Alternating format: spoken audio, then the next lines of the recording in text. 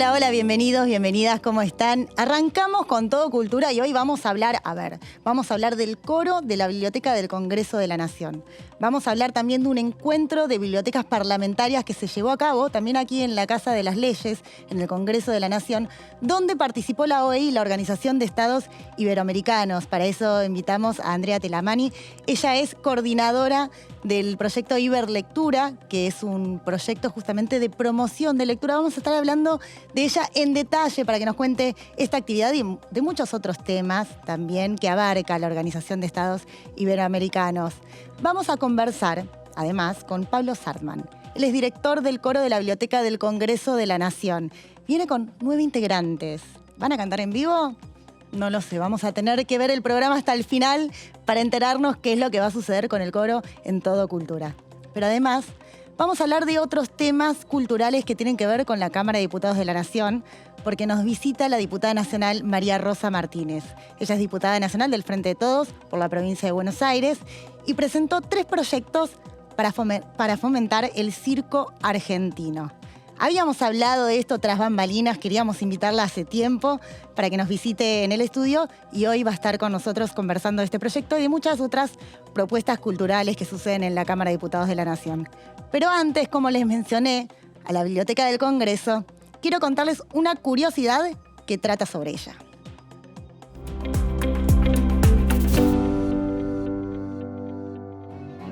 Hoy, en Curiosidades del Congreso, vamos a continuar conociendo a nuestra Biblioteca del Congreso de la Nación. Conozcamos entonces, en primer lugar, la Sala Pública de Lectura, que es el punto de acceso a la colección general de la biblioteca y donde se brinda el servicio de préstamo de materiales para consulta in situ. La biblioteca cuenta también con una sala de referencia, donde asiste al usuario con personal altamente calificado para satisfacer búsquedas más específicas o complejas. La sala de investigación y archivo, destinada a investigadores, está pensada con el propósito de generar un espacio de producción de conocimiento propio. La sala Hemeroteca Revistas cuenta con más de 10.000 títulos de publicaciones periódicas nacionales y extranjeras en distintos soportes y la sala Hemeroteca Diarios cuenta con colecciones de publicaciones argentinas, nacionales y provinciales, así como internacionales. En la sala de colecciones especiales podemos acceder a libros de ediciones muy antiguas de un enorme valor histórico y cultural que deben resguardarse del paso del tiempo en condiciones de temperatura y humedad específicos, por lo que deben seguirse estrictas normas para su manipulación. Pero eso no es todo. Hoy en día, las personas con discapacidades visuales o de otros tipos que impidan el acceso a la lectura cuentan con una sala especial donde pueden realizar consultas bibliográficas y acceder a diferentes servicios en la sala Marrakech.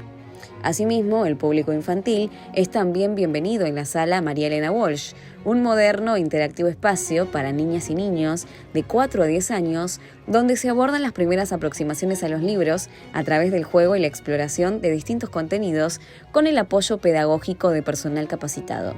Los jóvenes serán recibidos en la sala juvenil Elsa Bornemann, un espacio donde se relaciona el material bibliográfico con las nuevas tecnologías. Asimismo, en la sala Leopoldo Marechal se dispone de 28 computadoras con conexión gratuita a Internet que están disponibles para la consulta de material multimedia. Justamente vinculado a estos nuevos soportes, se puede visitar también la sala digital, donde los usuarios pueden acceder al material disponible en video, audio, libros electrónicos y demás contenidos digitales que posee la biblioteca, como la colección Documentalistas Argentinos Raimundo Gleiser.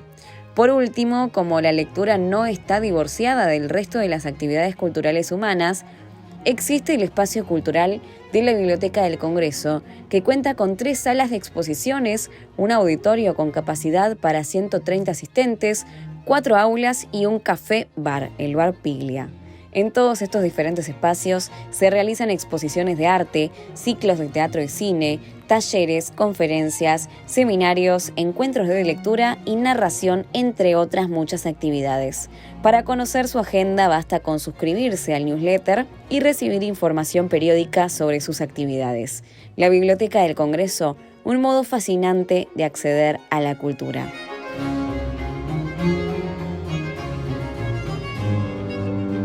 Bueno, ya se los adelanté en la apertura del programa, queríamos invitarla hace tiempo y hoy está con nosotros la diputada nacional María Rosa Martínez del Frente de Todos por la provincia de Buenos Aires. Diputada, buenas noches y bienvenida. Bueno, muchas gracias, buenas noches.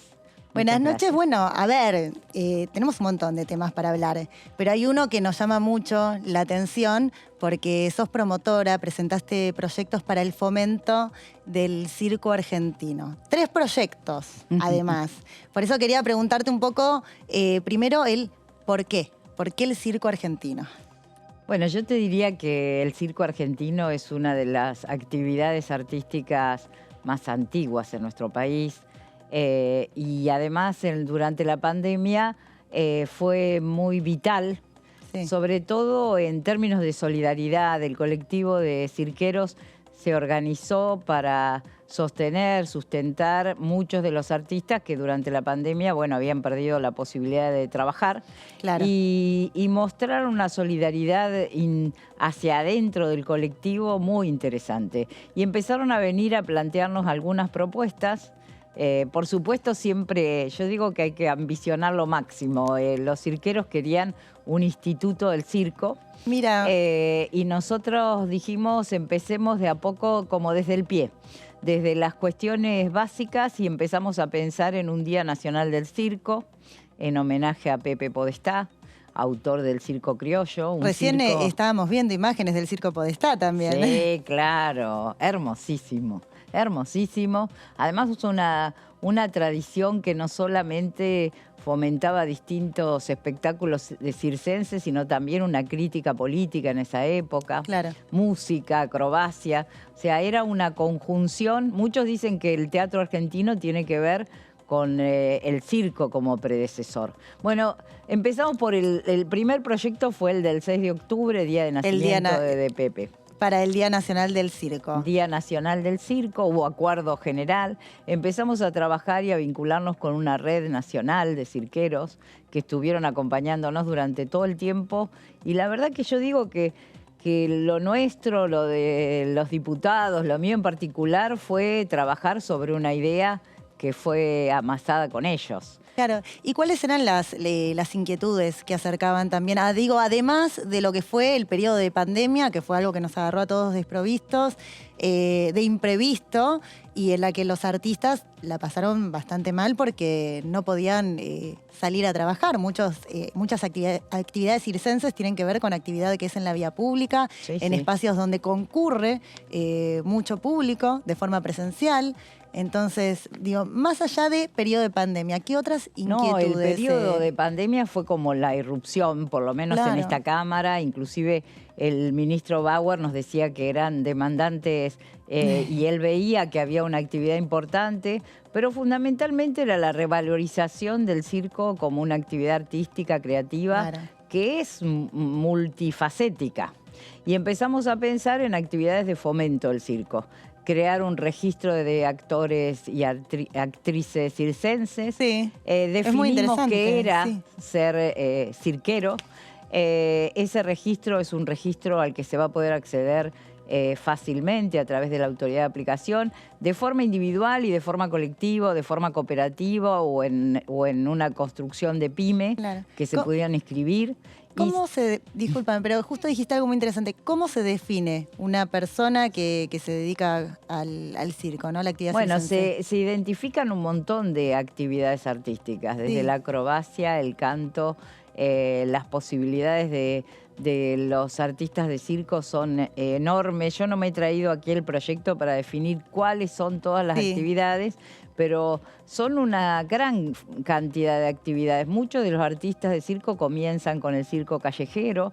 Hay una práctica del circo social muy interesante. Este es Ricky Ra. Así es, Ricky Ra. Ricky fue un colaborador enorme en la propuesta de hacer la ley de circo.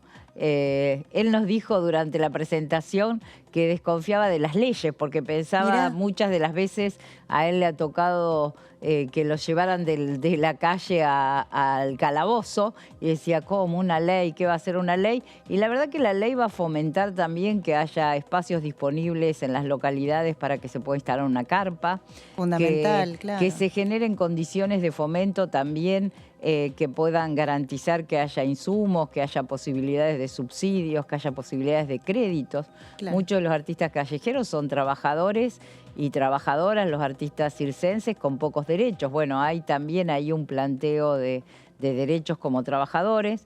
Y el tercer proyecto fue un proyecto para que nosotros llamamos lo que es patrimonio inmaterial. No es la carpa, no es el arte en sí mismo, sino es la tradición. Los valores, los símbolos. El circo tradicional tiene la particularidad de tener más de 200 años de familias que fueron trasladando de familia en Claro, familia. es una profesión que se va pasando de generación en generación en una misma familia. Exacto.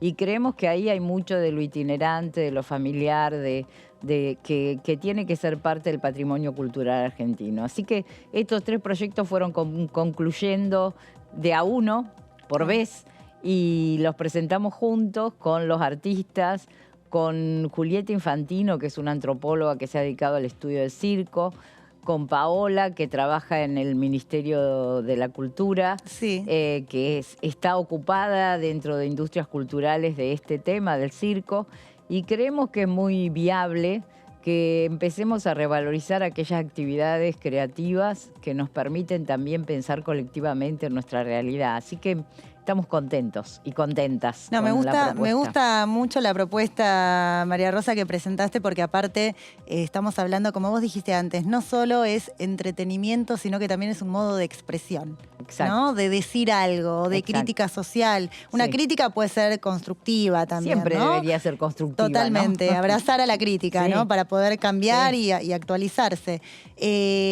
Pero son lindos los proyectos que estás presentando. Yo me quedé con algo que comentaste recién cuando estaba en imágenes, que decías que él al principio desconfiaba de la política porque decía, estoy acostumbrado de ir al show, al calabozo. Exacto. Pero ¿por qué sucedía eso? ¿Cuáles eran las circunstancias Bueno, que se muchas daban? veces los artistas callejeros, y lo vemos a veces en la ciudad de Buenos Aires, son bastante cuestionados. Es difícil garantizar que un artista callejero no sea tomado como un vago, entre comillas. Totalmente. Bueno, Ricky es un artista de una gran calidad y desarrollo, pero además él promueve, fomenta que exista el arte callejero. ¿Cuántas veces encontramos en las esquinas de las localidades pibes que hacen malabares, por ejemplo? Claro. Y a veces esos malabares son interpretados por la policía como un trabajo que no debe ser permitido. Y bueno, esa era su experiencia, y su experiencia en distintos momentos. En los momentos de dictadura fue más difícil, Me imagino. y hubo que generar condiciones de trabajo en momentos de persecuciones. Y bueno, yo creo que él partía de esa historia para decir que una ley no tenía mucho que ver con un artista cirquero, y sin embargo, bueno, encontró un continente y encontró un montón de artistas a lo largo y a lo ancho del país. Quiero también destacar que el circo tiene una fuerte inserción en lo educativo. Bueno, eso iba a comentar, ¿no? Qué contraste que sucede todo esto, pero además, en paralelo, es una carrera en la UNSAM. Estuvo Gerardo Ochman también participando. Sí, claro. Y él coordina o dirige la carrera de circo en la UNSAM. de grado, es una licenciatura. Hay carrera de circo también en la Universidad de 3 de Febrero. En la y hay Universidad muchas Nacional de 3 de escuelas Febrero. de circo. El circo social, por ejemplo, tiene un gran componente de inclusión. Tuvimos algunos datos ahí de las acciones del circo en cuanto a reinclusión educativa, a sociabilidad, a integración. Me parece que hay muchas facetas del desarrollo artístico que hacen al mejor vivir. ¿Qué sería el circo social? El circo social es un circo que toma elementos de la realidad y los convierte en propuestas. Y muchas veces, Circo Abierto creo que va a recibir un premio la semana que viene, el lunes.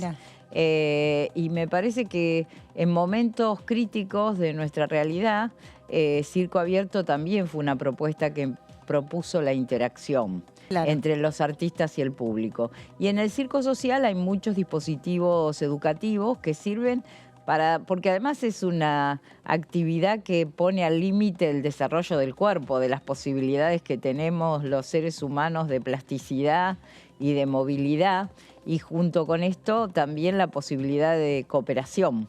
Mucho en el circo social tiene que ver con tener confianza en el otro para desarrollar alguna actividad creativa. Bueno, yo ahora veo a una de las participantes también, ¿no? Cecilia Martínez, que está haciendo, actividades de circo que también tienen un riesgo, y si se hace con un equipo también, o un compañero o compañera, me imagino que hay que tener plena confianza.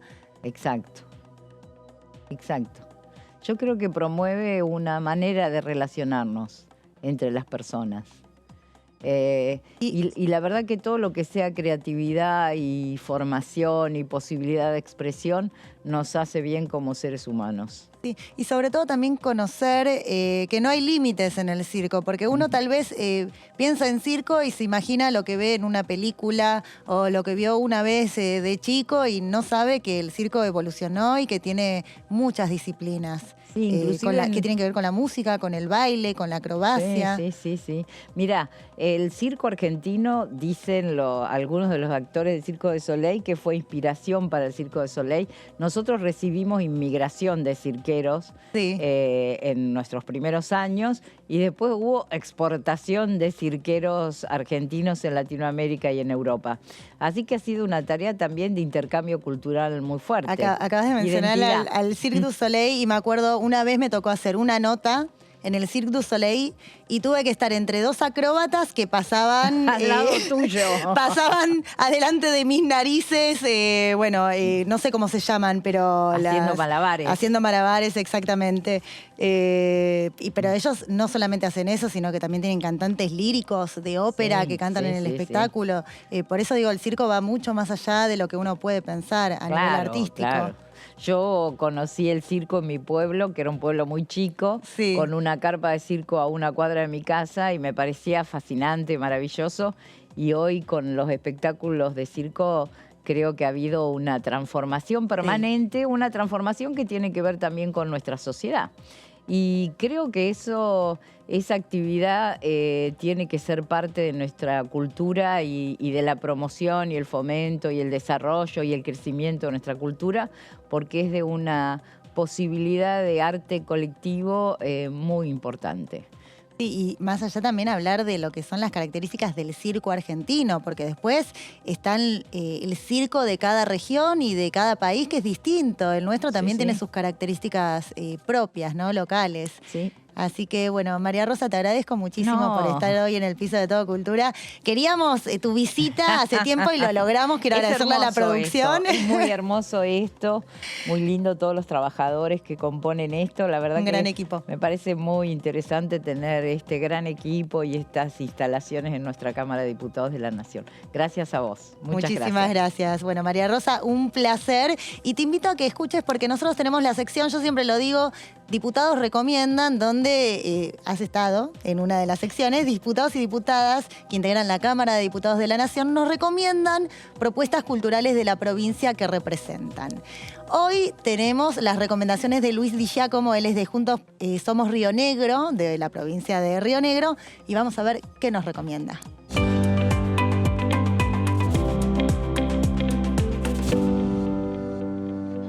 Bueno, yo soy Luis Di Giacomo, diputado nacional por Juntos Somos Río Negro, oriundo obviamente de mi provincia, de la provincia de Río Negro. Y ante este pedido de alguna orientación o recomendación, que no significa que sean buenas, son las cosas que a uno le gustan, ¿no es cierto? Primero le voy a decir, no le voy a recomendar nada de música, porque soy un analfabeto musical. Yo soy de los que escuchan radio prácticamente todo el día, pero que le gustan los programas donde hablan, más que la cuestión de la música. Pero sí puedo recomendar, porque soy un apasionado del cine, por ejemplo, ¿no es cierto? Y decirles que en materia de cine, y a quien le gusta la política, y a quien le gusta el estudio de las personalidades y demás, están las películas de Sorrentino, un director italiano, con Tony Servilio, que es un genio, que es el que hizo La Grande Bellezza, es la película quizás más conocida de él, ¿no es cierto? Tiene su personaje, Jeff Gambardella. Le fallire.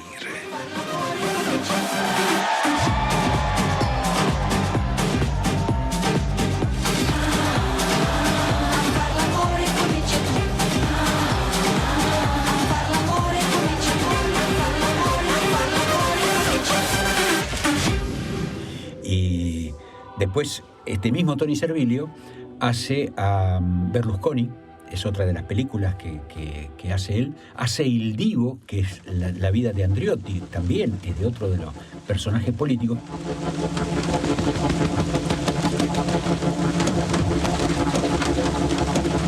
Mi rivolgo allo Stato, mi rivolgo agli inquirenti. Io vi chiedo di identificare e di castigare esemplarmente tanto gli esecutori come i mandanti, perché anche questa volta essi non rimangano, specialmente i mandanti, in una sconfortante indeterminatezza.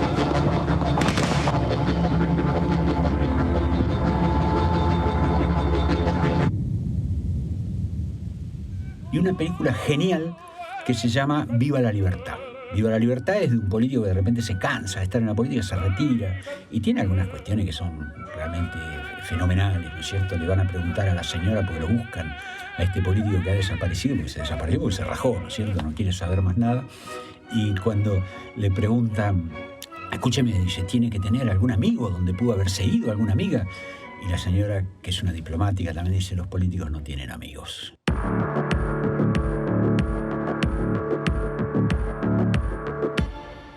Bueno, hay muchas de estas películas de Tony Servilio, anótenlo porque realmente son una maravilla la cantidad de películas italianas de este actor.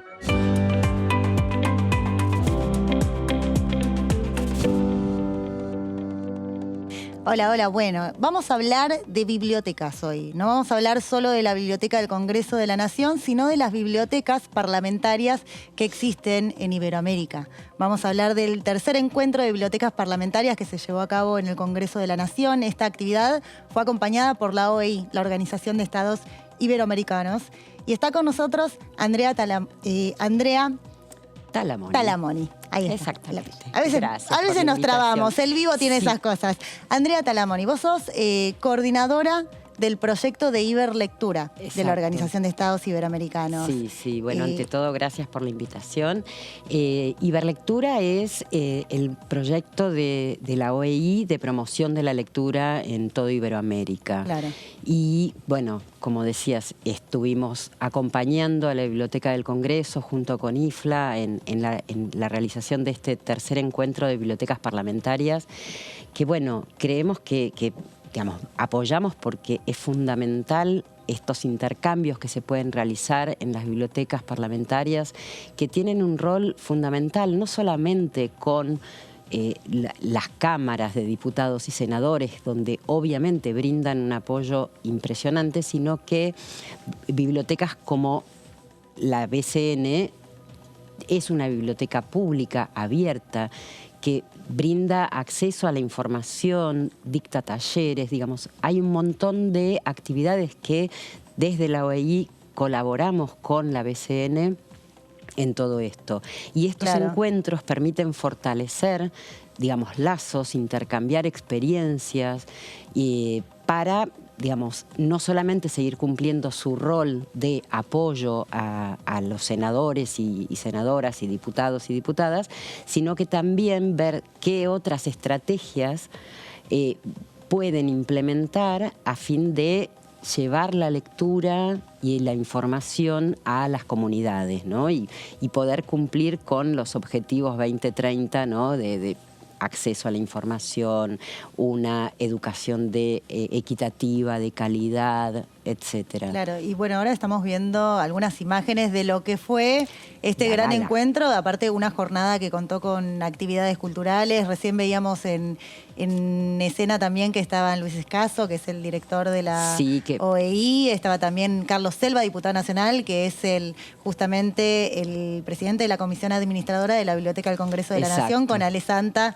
que es el director coordinador de la Biblioteca del Congreso. Y bueno, fue una actividad donde contó con el apoyo de la ONU. Sí, estuvieron todos los actores estuvieron presentes, y como una de las cosas que remarcó nuestro director Luis Escaso en la charla que tuvo lugar en la biblioteca pública fue justamente esto, que es necesario hacer alianzas, que ningún organismo puede solo cumplir con los objetivos que que nos planteamos todos, que se plantean de una sociedad equitativa, justa, integradora, inclusiva, que tiene que haber alianzas. Y justamente, bueno, ese es uno de los objetivos. El número 17 de los objetivos 2030 es necesario construir alianzas. Por eso siempre estamos desde la OEI acompañando las actividades que hace la BCN, que son tantas y tan maravillosas, ¿no? Y aparte a mí me llama la atención, bueno, por un lado las propuestas desde Iberlectura, pero también sé que vos desarrollás varios proyectos que tienen que ver con cine y con educación, por ejemplo, y otros que tienen que ver con lectura en las cárceles. Quiero que empecemos a desarrollar algunos de ellos. A mí, por ejemplo, el de lectura en las cárceles me llama la atención y quiero saber, bueno, cómo se logra el... Ese es maravilloso. Te hago un pequeño resumen previo. Iberlectura, digamos, tiene tres áreas. El área de formación, el área de promoción, digamos. Tenemos desde la OEI el mandato de colaborar con los ministerios, educación, ciencia, cultura, brindar asistencia técnica, formar alianzas. Dentro del área de promoción, específicamente, lo que nosotros desarrollamos hace algunos años fue el programa Lectura en Movimiento. Fue una campaña cuando se realizó el Congreso de la Lengua en la ciudad de Córdoba. Estaban todos los grandes teóricos y escritores en sus claustros hablando de lo que era la lectura, etcétera. Y nosotros dijimos, bueno, llevemos la lectura a la calle. Y armamos esta campaña, Lectura en Movimiento, los textos circulan por la ciudad, para llevar la lectura, el acceso al libro, a textos, a la calle. Pusimos códigos QR en los colectivos de la ciudad de Córdoba, banners con acceso a libros, y además imprimimos unas poesías en formato postal y le regalábamos poesía a la gente que circulaba por la calle. Me parece una excelente forma también de promover, ¿no? Lo que es la lectura, y que la gente no solo tenga que acercarse, sino que lo pueda encontrar en diferentes espacios, ¿no? Esa campaña fue, digamos, la primera grande que hicimos desde Iberlectura, y el impacto fue tan bueno. Había gente que, bueno, al principio, cuando te acercabas, pensaban que querías venderle algo. Claro. Y nosotros le decíamos, no, le regalo una poesía. Qué lindo. Y hubo gente que hasta abrió su bolso o su maletín y sacó un cuaderno y se nos puso a leer cosas que escribían.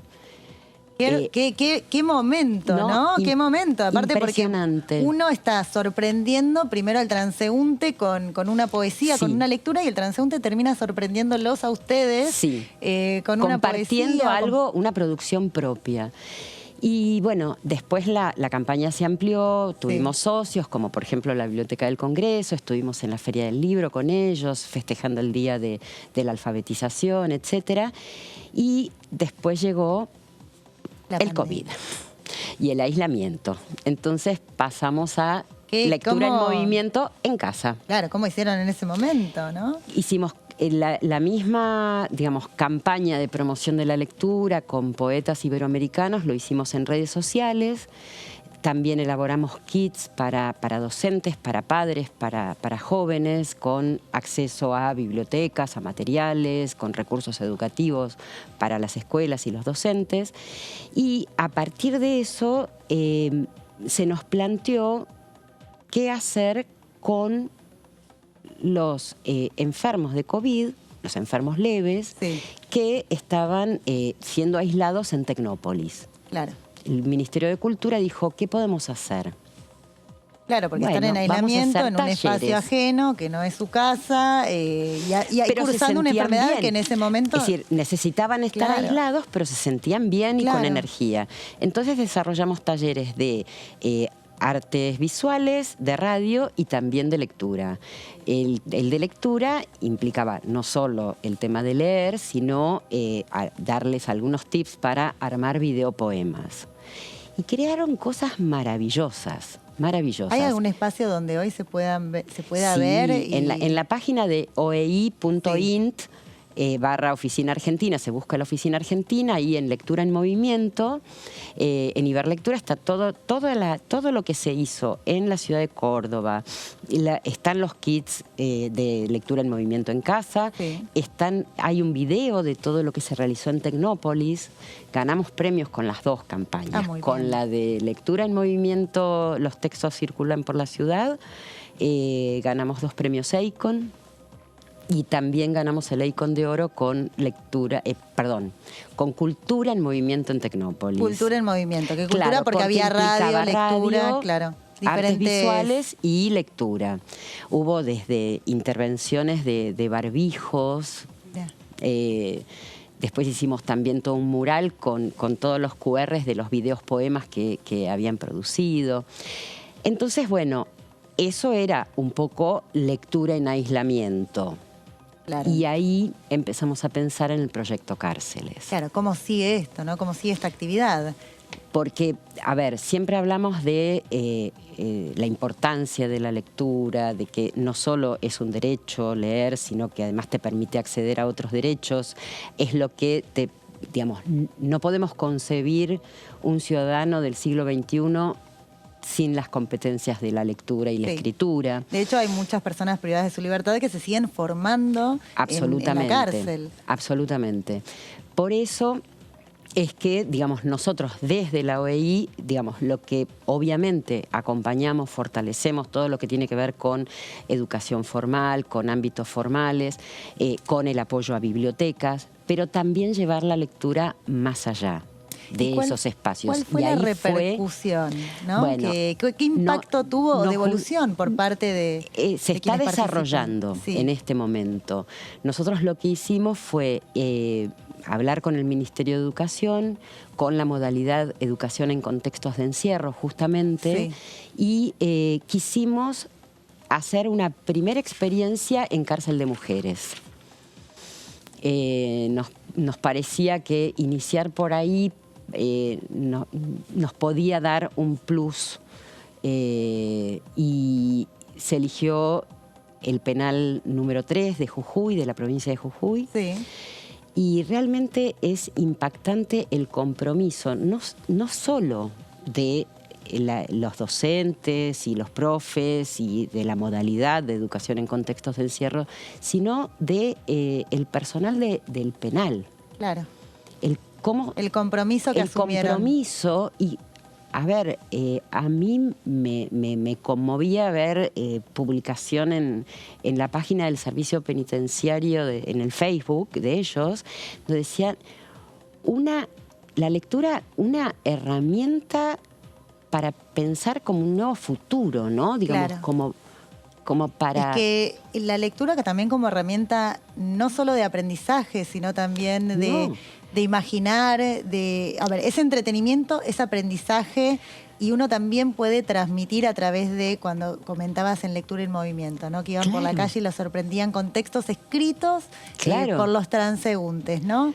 Tiene muchas, pero muchas aristas. Y lo que estamos recibiendo es muchísimo. Hoy participé una hora en uno de esos clubes de lectura que se organizan, y leían textos propios y te conmueve.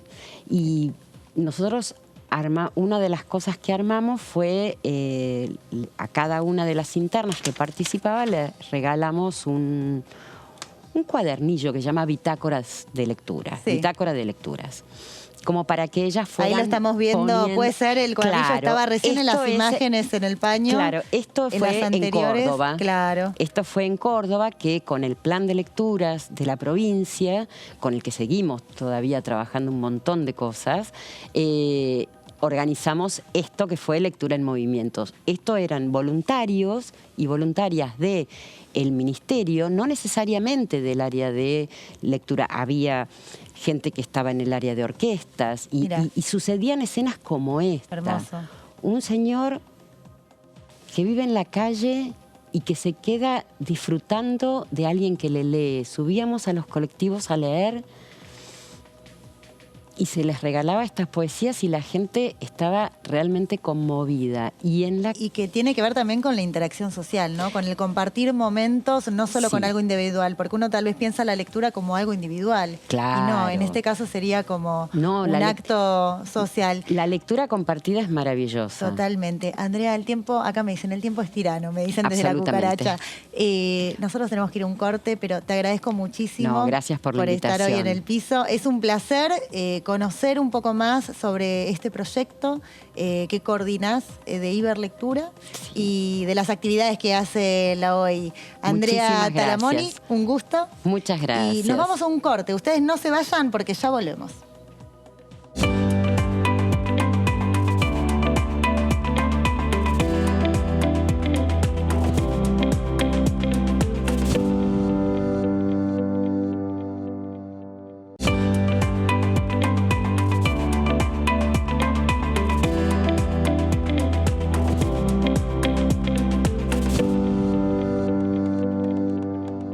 Bueno, hoy es un programa donde le estamos dedicando también mucho a la Biblioteca del Congreso de la Nación. Quiero agradecerle a Ale Santa, el director coordinador general de la Biblioteca del Congreso, a Gustavo Fulco, bueno, a todos quienes siempre nos ayudan un montón con los contenidos de Todo Cultura, y hoy les contamos curiosidades de la biblioteca, pero también hablamos de lectura, de actividades de las bibliotecas parlamentarias. Pero vamos a hablar ahora de otra actividad de la biblioteca, porque la biblioteca no es únicamente lectura, sino que también tiene muchas propuestas y actividades culturales. Y hay un coro de la biblioteca, el coro de la Biblioteca del Congreso de la Nación, que está presente en el estudio. Ustedes no lo van a ver ahora, están detrás de cámara. Está el coro de la Biblioteca del Congreso de la Nación, y quien me acompaña aquí en el piso es Pablo Sartman, que es el director del coro de la biblioteca. También cantante, ¿no?, del Coro Polifónico Nacional.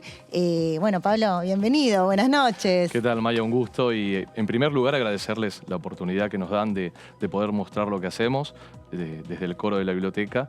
Y bueno, y gracias por tenernos aquí en el programa hoy. No, me encanta porque entraron ya al plató, al estudio, y vinieron en grupo. ¿Cómo es esto bueno, hoy es un grupo reducido, acá me dicen, claro, justo, ¿cuántos integrantes son exactamente, en el coro? Justo te iba a comentar sobre eso. Te cuento, el coro de la biblioteca en realidad es parte de los talleres que se dan en la biblioteca. Como sabrás, hay muchísimos talleres de diferentes índoles que se dan totalmente en forma gratuita y demás para todo público. Tango, historia de la cultura, historia del arte, dibujo. Claro, un montón de actividades. Diferentes actividades, dentro de las cuales también está el taller de coro. Pero bueno, el coro también se está, digamos, de alguna forma presentando en varios lugares como coro de la biblioteca al mismo tiempo, ¿no es cierto? Además de ser un taller. Es decir, que cualquier persona se puede anotar en el coro. Quiero, de paso, para quien está mirando y le interesa, hay un examen, una audición. Claro, contame el proceso, ¿cómo sería? Está muy bien la pregunta. Primero te cuento que en este momento el coro cuenta con aproximadamente 40 integrantes, de los cuales de esos 40 hoy vinimos con 8 por cuestiones de espacio del estudio y demás.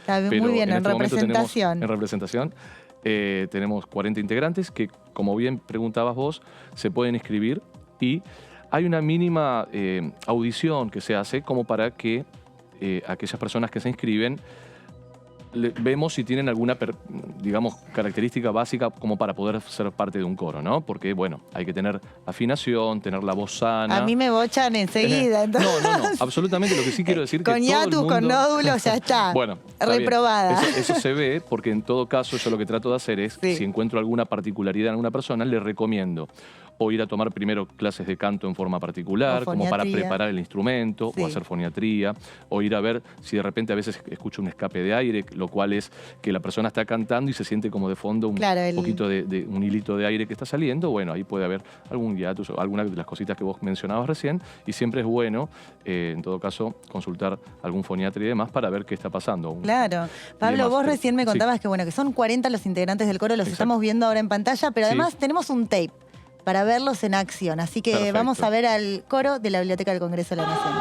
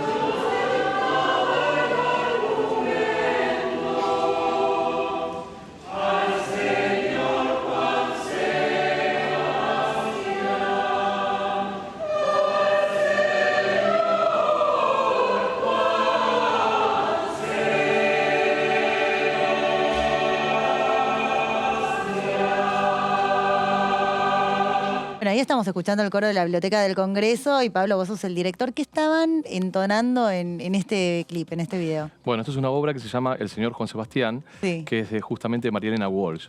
Hermoso, en un arreglo de María Vivian Elena Tausch. Walsh. Sí. Que obviamente hace alusión a el gran Juan Sebastián Bach. Claro. Y por eso también las melodías que escuchás y demás imitan un poco el estilo barroco, que es la el sonoridad estilo, y la sonoridad que se utilizaba los en la acordes. época, ¿no? Exactamente. Claro, mirá qué lindo. Y eso, es, como sabrás, es en el hall de la Biblioteca del Congreso de la Nación. Dentro del ciclo que se presenta siempre a cargo de nuestro coro, que se llama Ciclo de Música y Voces en la Biblioteca del Congreso de la Nación, que se hace todos los primeros viernes, claro, y donde tenemos siempre 2 coros invitados, y nosotros siempre hacemos la apertura, digamos, con 1 o 2 obritas a modo de bienvenida, y los coros invitados ya después dan el concierto. ¿Los coros invitados son también de otras bibliotecas? Bueno, ¿O son coros en general, ¿no? En general, de todo el país. Exactamente, sí.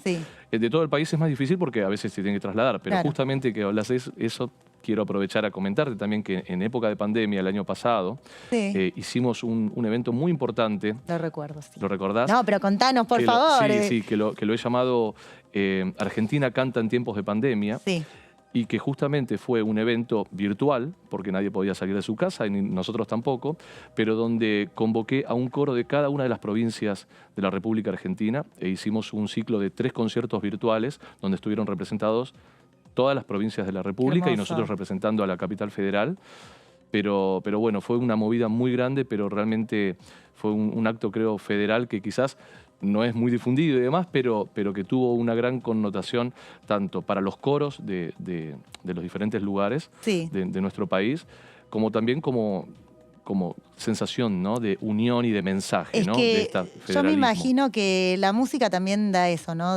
Da alegría, y me imagino que participar de un coro también da espacios de socialización, de unión, de compañerismo y también de alegría por la música y por todo lo que eso implica, ¿no? Estar interactuando, cantando con amigos, las voces que se unen y forman una sonoridad. Pero bueno, también estuvieron hace muy poquito cantando junto con el Coro Com, que estuvo también en la Biblioteca del Congreso. Hace unos 10 días. Fue una experiencia inolvidable para todos nosotros porque no solo estuvimos cantando en el concierto, sino que tuvimos justo el día anterior un ensayo previo con ellos, donde tuvimos un contacto humano precioso, donde aprendimos mucho de ellos, ¿no? Porque ellos cantan desde lo que sale del alma y están muy conectados con la tierra, con la vida misma, ¿no? Y a veces las formas más corales a veces pierden un poquito esa cosa más genuina, ¿no? Porque, bueno, las armonías, las diferentes voces y todo eso. Así que fue una conjunción muy linda de la cual aprendimos muchísimo nosotros y compartimos con ellos un concierto precioso. Y con respecto... Ahí te estamos viendo dirigiendo el coro. Ah, mira qué bien. Que recién estaban pasando imágenes. Imágenes.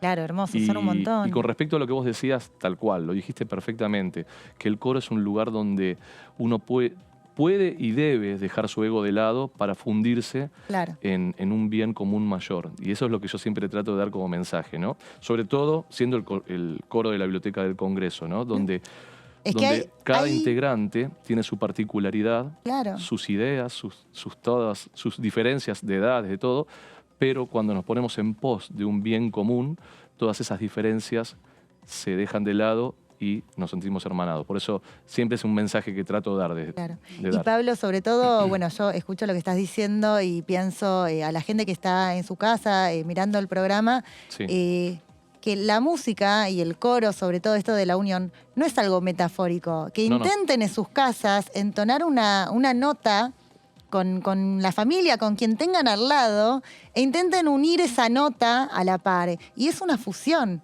Eso pasa, vibra en conjunto, eso es la música. Y es un lindo ejercicio también se genera para la hacer. Armonía, ¿no? Total, bueno, vos lo decís, el lenguaje técnico, yo hablado mal y pronto. No, está perfecto. Pero sí, se genera la armonía. ¿Y cuáles son los repertorios que suelen hacer con el coro de la biblioteca? Mira, desde que yo ingresé en el 2016, mi decisión fue hacer repertorio casi al 100%, te diría, argentino. Sí.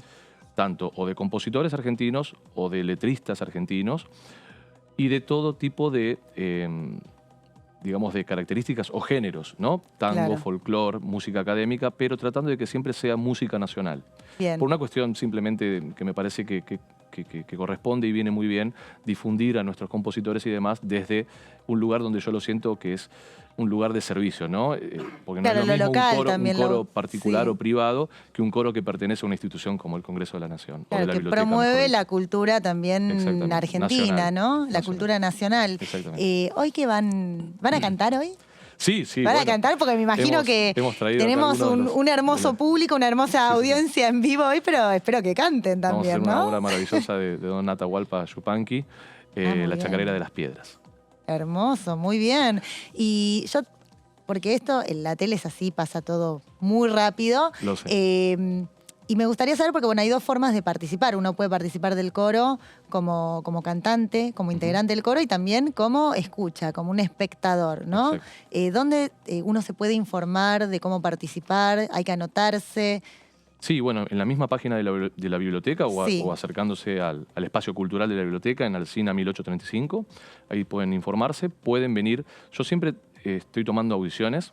Obviamente ya estamos llegando a final de año, así que en general van a ser para el año que viene, pero se pueden informar allí. Y también está el ciclo, que también está informado todo a través de la página, así que también pueden venir de público los primeros viernes de cada mes. Y ahora cerquita tenemos la Noche de los Museos, en la que justamente vamos a estar cantando en los dos espacios, en la biblioteca pública a las 22 horas y a las 23 horas en el espacio cultural de la biblioteca. Así que en el espacio cultural de la biblioteca es un espacio hermoso y aparte cuando ingresan van a disfrutar de muestras de arte porque tiene de todo. Les digo la página de la biblioteca para que puedan ver esta información que les comentaba Pablo, es bcn.gov.ar.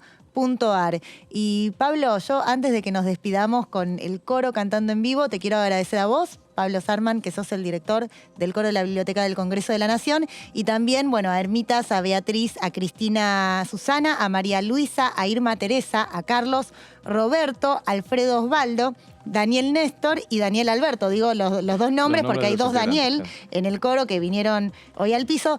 Ellos y ellas son quienes van a estar entonando hoy una canción de, repitamos por favor. Chacarera de las Piedras, de don Atahualpa Yupanqui. Y letra de Antonieta Pepín.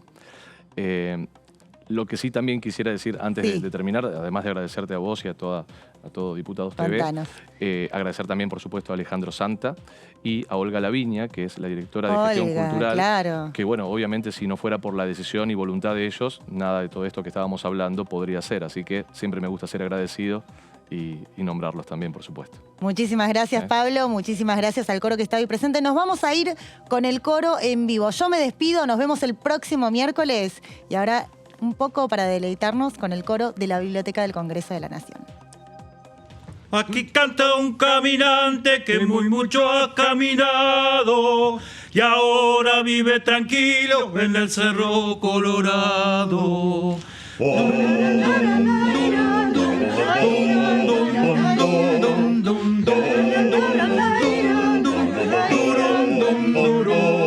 Largo mis coplas al viento por donde quiera que voy. Soy árbol lleno de frutos como plantita en mi stol.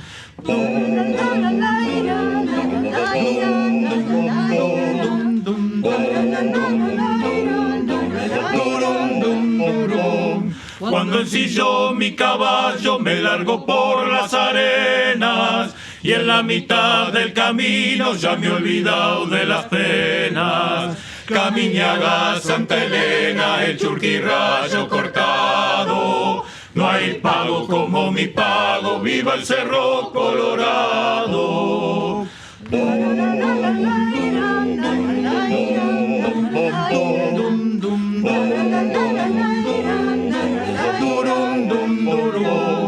A la sombra de unos taras, yo he sentido de un repente a una moza que decía: sosiegue que viene gente.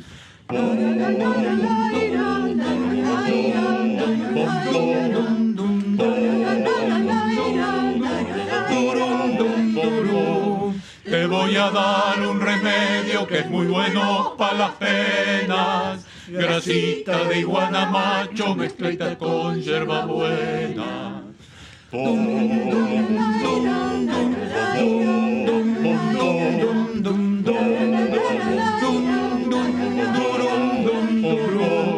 Chacarera de las piedras, criollita como ninguna. No te metas en los montes y ni ha salido la luna. Caminiaga, Santa Elena, el churquirrayo cortado. No hay pago como mi pago, viva el Cerro Colorado.